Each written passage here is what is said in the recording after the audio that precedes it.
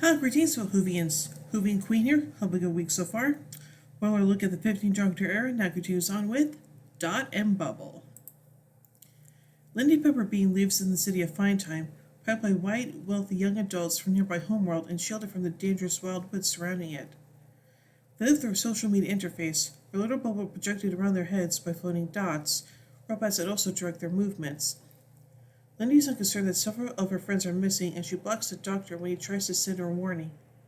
Ruby then appears in Lindy's bubble and coaxes her into dropping her bubble. Lindy sees giant slug-like creatures eating some residents, but ignoring her and others. The doctor and Ruby instruct Lindy and her friends to evacuate Finetime via conduits leading to an underground river. Lindy is surprised to realize that Ruby and Doctor are physically together, and only belatedly recognizes the doctor from his earlier warning. Lindy views a message from her mother, Penny, whom the Doctor and Ruby recognize, though from different places. Lindy is eventually aided in person by another resident, Ricky September, an influencer she idolizes. It reveals that, unlike the other residents, he turns his bubble off regularly and can function without it. He discovers homeworld has already been consumed by the slugs, but lies to Lindy that all is fine. The Doctor realizes that the slugs were created and bred within Finetime by the Dots, leading residents to their death in alphabetical order. Lindy finds herself no longer able to control her Dot, as reveals sentience and attacks them. When Lindy is cornered, she reveals Ricky's true surname as Coombs, and therefore comes early in alphabet than her, and abandons him to be killed by the Dot.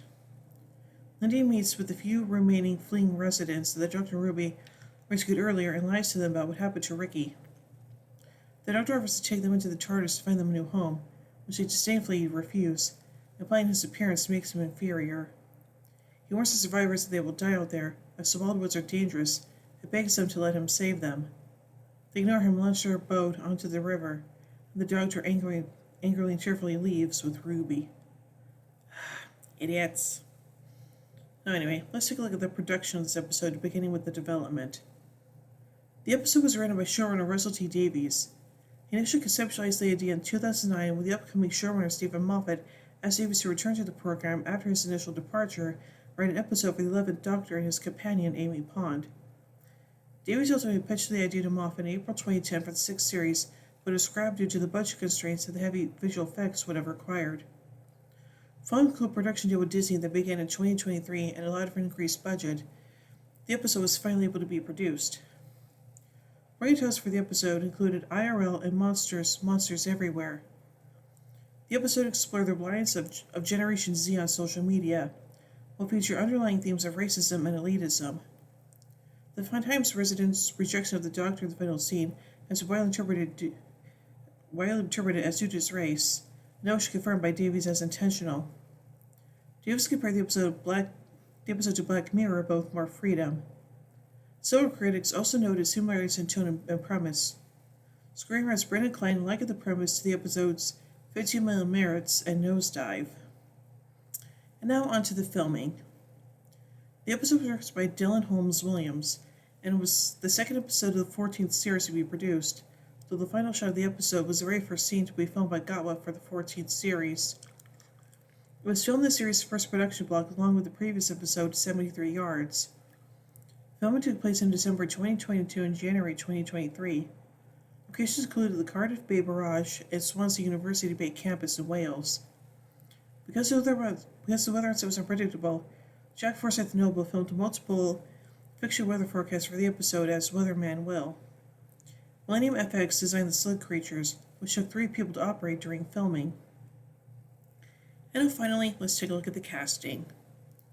Similar to the previous episode, Ncuti Gatwa was still filming Sex Education when the episode began production, limiting his availability, but he still had a larger presence than he held in 73 Yards. The episode focused on Kelly Cook as Lindy Pepperbean. Tom Rhys Harris appeared in the episode as Ricky September. Similar to other episodes of the series, Susan Twist guest starred as another seemingly disparate character, this time as Penny Pepperbean.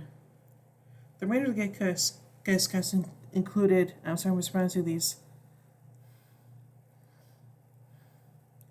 Elodie Lowen, Algios Kelju Squire, and Naima Lynch, among others. Only white actors were cast in guest roles due to the episode's theme of racism. Davis wants sure when our viewers would notice the lack of diversity before the final scene. I'm pretty sure they noticed, so yeah.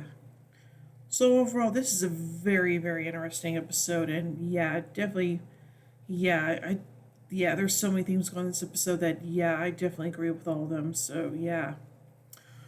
So overall, I give Dot and Bubble 4 sonic screwdrivers out of 5.